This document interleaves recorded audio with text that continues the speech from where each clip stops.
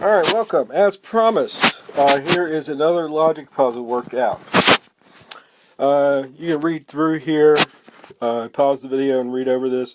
It's really talking about the origins of Valentine's Day, which is coming up in just a couple days. Goes back to the Feast of St. Valentine, where couples exchanged gifts. And our problem, one Valentine's Day, each of 4 kings, whom ruled a different small kingdom, gave his queen a different valuable gift. From the information provided, can you determine the king and queen of each kingdom, as well as the gift each king gave his queen for the Feast of St. Valentine's Day? So we begin. Our first statement here is pretty straightforward. Doesn't give us a lot of information. King Jacobus didn't give his queen a platinum crown. So we're going to head over to our chart now, along with all of our other statements, and we put that down. Jacobus did not give his queen a platinum crown, so we marked that one off for him. Not a lot of information for that one, so fortunately we don't need to go back to it.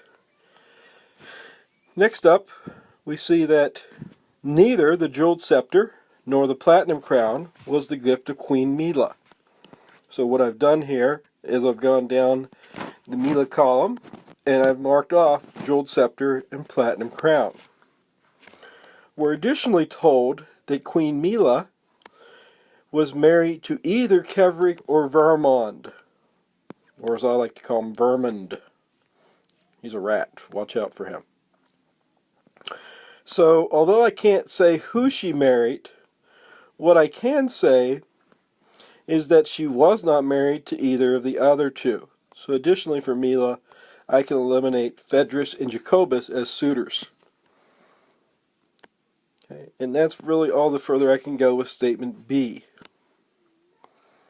As we continue on, statement C talks about Queen Deja, or Deja, however you want to pronounce that. She was married to either Phaedrus or Jacobus. So immediately, Queen Deja was married to Phaedrus or Jacobus, so much like I did for Mila, I can eliminate Keverick and Vermond as suitors. And we're also told additionally that she was not the ruler of Undervale. So I can eliminate Undervale as a possible place for her to be. Okay. And that's really all I can do with B and C. Apologize for any noise you may have picked up in the background. The place is crowded with kids and my headset mic is not working, so I have to use the regular iPad mic, and sometimes it picks up sounds on the side. So now back to our problem. We've taken care of statements B and C, putting down as much information as we can draw from those at this time. So now we move on to D. We talk about Keverick. Keverick wasn't the ruler of the Dalelands. Not a lot of information, but we'll mark it down. And now we move on to E. Neither the platinum crown nor the set of velvet robes was given by King Vermond. So we go over and mark off platinum crown and velvet robes for Vermond. Now as you look through here, you'll see here for Vermond, real quickly, that I'm missing only 2 possibilities. So once I eliminate another one, I can know the gift of Vermond. Likewise, once I can eliminate another suitor, I know who Mila married. And likewise also, if I can eliminate another gift, I'll know the gift given to Mila. So we're on the lookout for those kinds of things. Okay. And so that's really all we can say up to this point. And now we come to statement F down on the bottom here. It says the Queen of Undervale, who was married to either Phaedrus or Jacobus, was given a golden throne by her husband. Now, we don't know who the Queen of Undervale is, but we know that she was married to Phaedrus or Jacobus. So immediately we can eliminate the other 2 kings from being the king of Undervale. But we can go even further. we know that Undervel gave a golden throne. So we can mark that as the gift for the country of Undervel, and then eliminate all the other possibilities for Undervel. Now there's a bit more we can say, and you may wonder where this is coming from. Because we know that Kevrik and Vermund are not kings of Undervel, and we know that Undervel gave a golden throne, we can now go far enough to eliminate the golden throne from both of those guys. And that's really the first crack in the armor of this problem, is that discovery. And it also points to an important thing. As you uncover things, and I've done this very orderly, not really paying attention to anything after that, not trying to go too quickly, but trying to eliminate every possibility. So the fact that they can't be kings of Undervel leads by one step to not being able to have a golden throne. And that's the key to us finally being able to say that Vermund gave a jeweled scepter. So now we finally start to crack into the shell, and some things are going to start happening. So immediately we can eliminate every other gift, every other king from giving the jeweled scepter. But that's not all. Because jeweled scepter kind of rings a bell and resonates with one of the previous statements. It was talking about a jeweled scepter. What do we know about jeweled scepter? Well, if we look at jeweled scepter, there's somebody that can't have one, and that's Queen Mila. And as we read in the problem, the jeweled scepter was not a gift to Queen Mila. So, because we know that King Vermund gave a jeweled scepter to his queen, we now know that Vermund could not have married Mila, and so therefore Mila must be married to King Kevrik. And of course we can eliminate all the other queens from Kevrik's list as possibilities. Now we know something else about Queen Mila. Queen Mila cannot have a jeweled scepter or a platinum crown. Because Kevrik is married to Queen Mila, he cannot give a jeweled scepter or a platinum crown. So we eliminate platinum crown from his possibilities, and then we see that he must give velvet robes. And if he gives velvet robes, then Mila, and we eliminate the other ones, then Mila must receive velvet robes. And we can start eliminating possibilities. So we're just kind of following each of the pieces of information as we find them. Now, if you pay attention to what we now have, we have Platinum Crown with only one possible spot available, that being Phaedrus. And since Phaedrus gave a Platinum Crown, he couldn't give a Golden Throne, so Jacobus must be giving the Golden Throne. But we know something else about the Golden Throne. The Golden Throne lines up with the kingdom of Undervel. And so therefore Jacobus must be king of Undervel. And we can eliminate the other possibilities for Jacobus.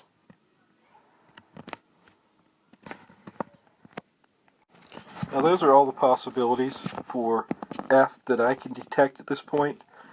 Perhaps you see something else. There could be some other conclusion that you could draw.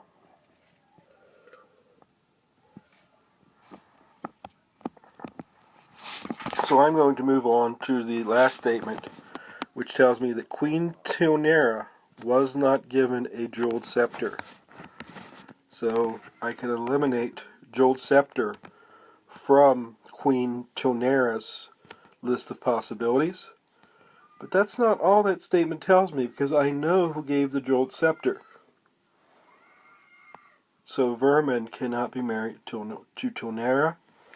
So at this point we've eliminated Deja, Mila, and Tionera.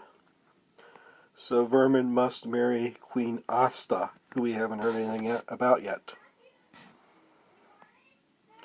So Asta must get a jeweled scepter, because that's what Vermund gave. And we can eliminate the golden, the other possibilities, and we can of course eliminate Jolt's scepter from the list of possibilities as well. We now read that Queen Asta ruled Hitop. So Asta is the Queen of Hitop. And we can eliminate all the other possibilities there, and you can see that things are starting to get more limited. Well, if Asta is married to Vermund, then Vermund must also be in Hitop. I'm sorry, I've actually already marked that off before I marked the other ones off. And so we can eliminate those possibilities as well. And now things are really starting to fall into place. Okay, so because Jolt's scepter was the gift from the king of Hitop, that's the gift for the kingdom of Hitop.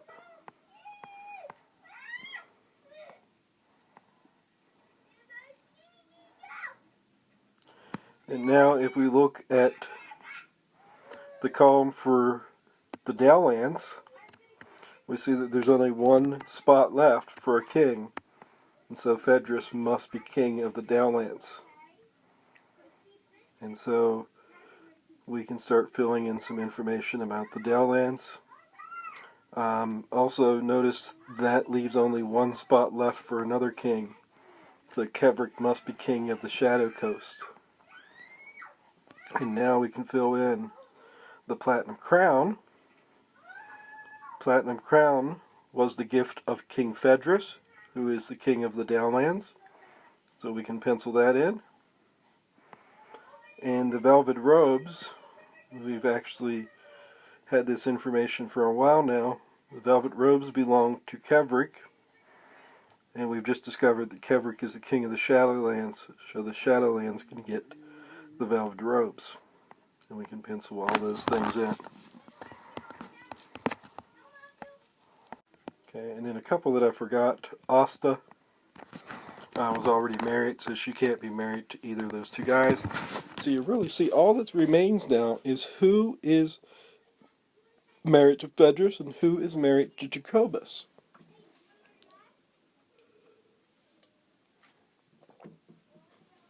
Well, if we look back through what we know, there was one thing we knew, that Queen Dija was married to one of Phaedrus or Jacobus. And we also know she wasn't the ruler of Undervale. So, if you're the ruler of Undervale, you cannot be married to Queen Dija. So Jacobus, king of Undervale, can't be married to her. That means that Phaedrus is married to Dija, and that means then my process of elimination, that Tonera is married to Jacobus. And now it's just a matter of really filling in the rest of the stuff, because we know who the queens are married to, we know everything about the kings now. We just need to fill in the information about the queens. So because Tonera is married to Jacobus of Undervale, who gave the Golden Throne, Tonera received the Golden Throne. And of course, the Platinum Crown, which Phaedrus gave, goes to Dija. And we fill those blocks in. And then we finally go to what kingdom does the queen belong to? What kingdom does the queen belong to? Well, Phaedrus is from the Downlands, and he's married to Dija. So Dija will have the Downlands. Keverick is married to Mila. Keverick's of the Shadow Coast. And so Mila belongs to the Shadow Coast. We actually knew that for a while now, we just didn't fill it in. And so, of course, by process of elimination, and also the fact that Tonera is married to Jacobus, puts her in Undervale. And then we have the result. Okay. So these problems can be a little involved. The important thing is to really take it one piece of information at a time and attempt to fill in all the possible information you can get from that statement. Otherwise, you're going to get to a point where you're going to be stuck and you can't really find that connection.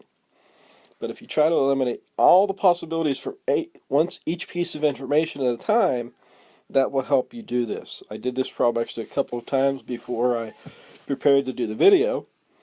And one of the first 2 times, I think, when I was doing it, I did get stuck. But as I continued to go through, went back and redid them, finally got the realization that as you're reading these problems, if you really make sure you get all the information from each statement before moving on to the next, that will help you avoid getting stuck. Okay, so there it is. Hopefully you find this helpful as you're doing these problems.